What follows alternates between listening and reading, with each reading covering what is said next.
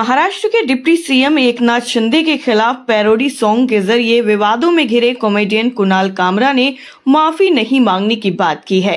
इस मामले में सियासत भी गर्म है। बीएमसी ने कार्रवाई करते हुए द हैबिटेट के अवैध हिस्से को गिराने का काम शुरू कर दिया है, जहां पर कुणाल कामरा ने वीडियो को शूट किया था। इसी बीच में अब कॉमेडियन ने इंस्टाग्राम पर एक नया पैरोडी वीडियो पोस्ट किया है। हाल ही में मुंबई के हैबिटेट स्टूडियो में एक कार्यक्रम के दौरान शिंदे को कथित तौर पर गद्दार कहने के बाद कामरा को शिवसेना नेताओं की तरफ से लगातार धमकियां मिल रही हैं। इस टिप्पणी के बाद शिंदे की पार्टी शिवसेना के कार्यकर्ताओं ने विरोध प्रदर्शन और तोड़फोड़ की। कॉमेडियन कुणाल कामरा ने माफी मांगने से साफ तौर पर मना कर दिया है। उन्होंने सोशल मीडिया पर पोस्ट कर कहा है कि मैं माफी नहीं मांगूंगा। हैबिटेट या कोई अन्य जगह मेरी कॉमेडी के लिए जिम्मेदार नहीं है। उन्होंने आगे कहा कि एक कलाकार के शब्दों के लिए किसी कार्यक्रम वाली जगह पर हमला करना उतना ही मूर्खतापूर्ण है जितना टमाटर ले जा रहे ट्रक को पलट देना, क्योंकि आपको परोसा गया बटर चिकन पसंद नहीं आया। महाराष्ट्र के मंत्री योगेश कदम ने कामरा के कॉल रिकॉर्ड और फंडिंग की जांच करने के आदेश दे दिए हैं। कदम ने कहा है कि सीडीआर के साथ कॉल रिकॉर्डिंग और कॉमेडियन कुणाल कामरा के बैंक स्टेटमेंट की भी जांच की जाएगी। हम ये पता लगाएंगे कि इसके पीछे कौन है। शिवसेना नेता संजय निरुपम ने आरोप लगाया है कि उद्धव सेना ने कामरा के शो को फंड किया। दरअसल कुणाल कामरा विवाद मंगलवार को संसद तक पहुंच गया।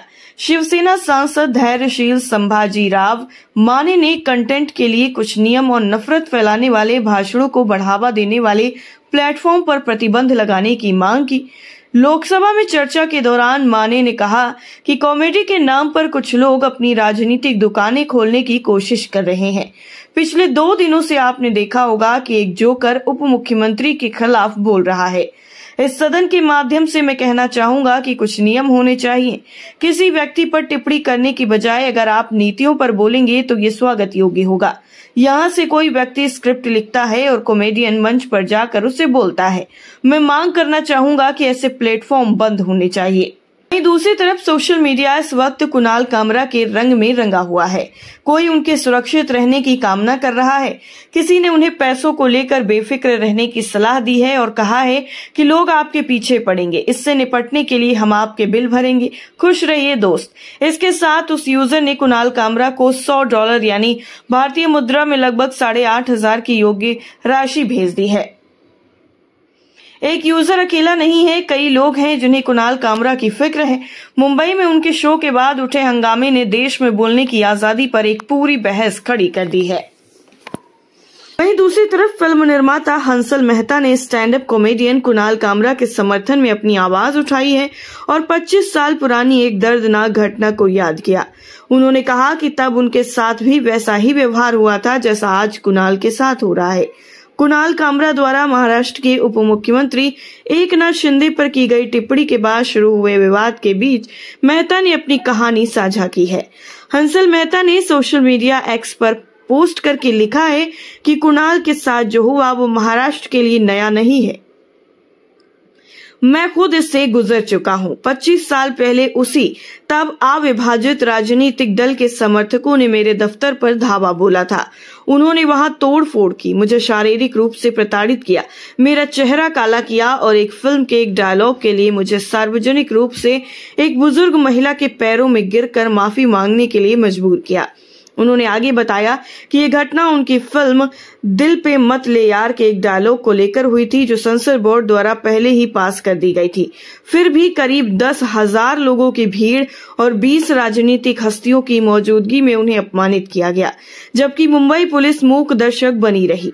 मेहता ने आगे कहा कि इस घटना ने न सिर्फ मेरे शरीर को चोट पहुंचाई बल्कि मेरे हौसले को भी तोड़ दिया था।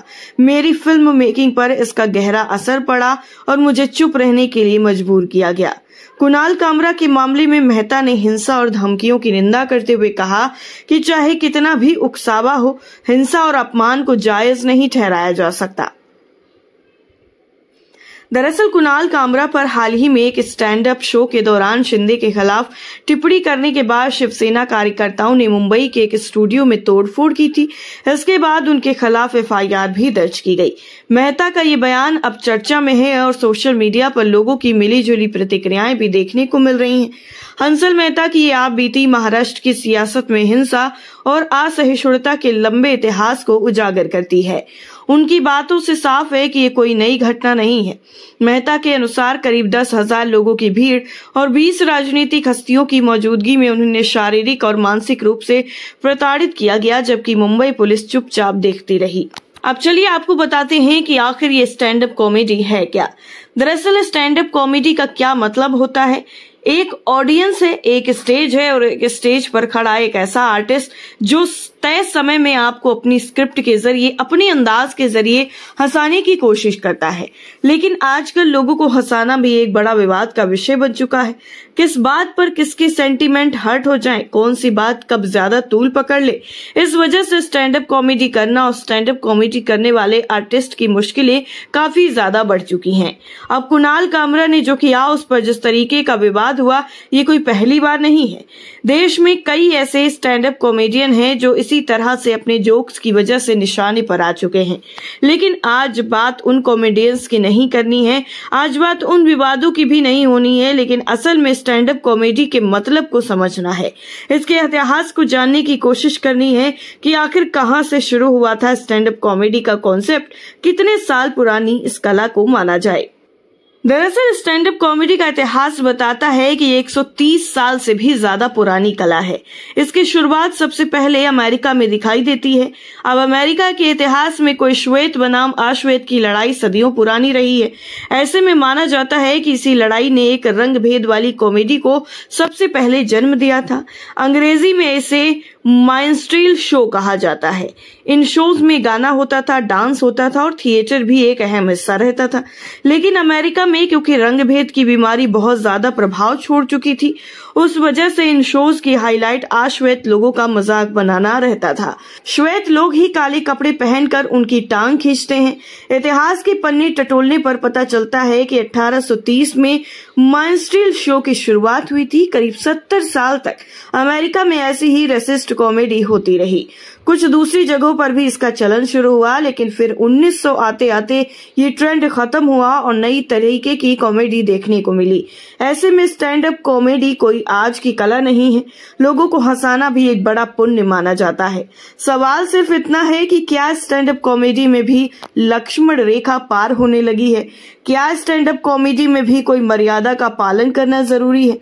इन सवालों के जवाब ही बताएंगे कि आखिर कुणाल कामरा जैसे कलाकारों का भविष्य आगे चलकर क्या रहने वाला है। फिलहाल इस पूरी खबर पर आपकी राय क्या है, आप हमें कमेंट करके जरूर बताइए।